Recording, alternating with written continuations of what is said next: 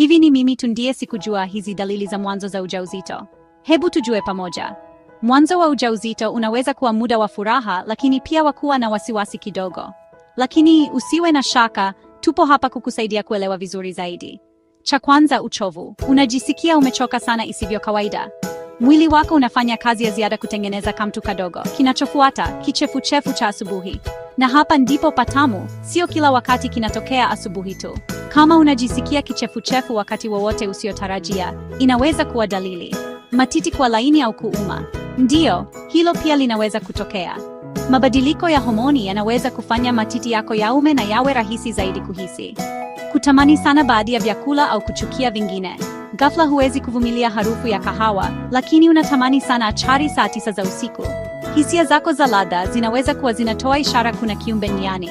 Na usisahau mabadiliko ya hisia. Dakika moja unacheka, dakika inayofuata unalia kwa sababu ya tangazo la biashara. Hayo yote ni kwa sababu ya homoni za ujauzito. Mwisho kabisa, kukosa hedhi kwa kawaida ndio dalili iliyo wazi zaidi.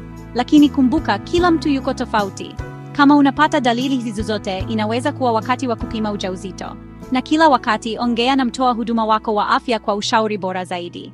Unaweza mama mtarajiwa, kuwa na mtazamo chanya na ujitunze. Tutaonana karibuni.